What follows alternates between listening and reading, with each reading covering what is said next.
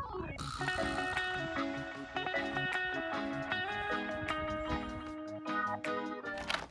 m'appelle Pierre Borsat, j'ai 50 ans, je suis producteur de fruits et légumes et vignerons.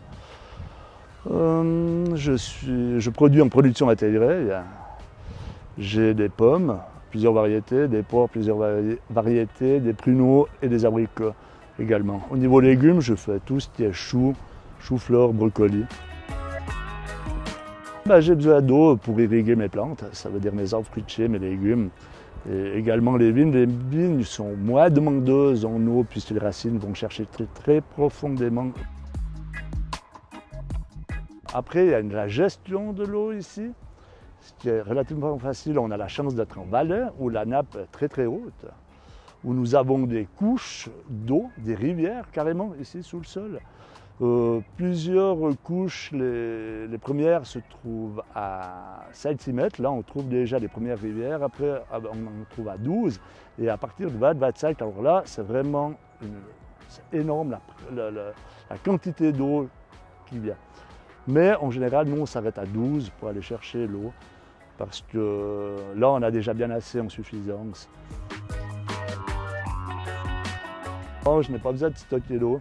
Je peux la prendre quand je veux. Comme je vous ai dit tout à l'heure, on a des rivières sous nos pieds. On a des ruisseaux qui coulent, des rivières qui viennent des montagnes. On a de l'eau à profusion ici. On n'a jamais de problème à manque d'eau et on ne la paye pas. Cette eau, je la tire directement justement de la nappe phréatique. Mais par contre, les installations, c'est moi qui les paye. L'investissement de départ est important. On calcule aux alentours des francs 50 km² pour mettre en place un système d'irrigation, comme on voit aérien avec le puits et les pompes, c'est aux alentours de francs 50 km². Pour le financement des infrastructures de l'irrigation en vallée, on n'a pas trop regardant là-dessus puisqu'on utilise aussi pour la lutte contre le gel. Alors on va avoir quelque chose de performant parce qu'il y a quand même beaucoup de risques qui sont liés par rapport à ça, de perte de récolte suite au gel. Un exemple typique, c'est cette année, en printemps 2021, où on a eu de forts gels. Les puits sont faits à des endroits bien précis. C'est un sourcier ou un géologue qui vient et qui nous donne l'endroit précis où il y a le plus de débit. J'ai plusieurs puits, ce qui me permet d'avoir une certaine sécurité au niveau de l'irrigation. Ça veut dire que si j'ai par exemple un puits qui est sans sable, ça me permet d'arroser avec un autre puits auquel j'ai relié. C'est un certain confort de pouvoir produire en vallée parce qu'on n'a jamais ce problème d'eau. On n'a aucune restriction, aucune difficulté d'acheminement puisqu'on a tout sous nos pieds. Mais la plus grande crainte qu'on a, c'est quand même la nouvelle correction du Rhône. Parce qu'ils vont bouger des digues et on sait que dès qu'on commence à toucher la nappe phréatique, et ça, elle se déplace. Et puis on peut avoir des inondations, des remontées de nappe, sans compter qu'il y a des problèmes de pollution qui risquent de survenir.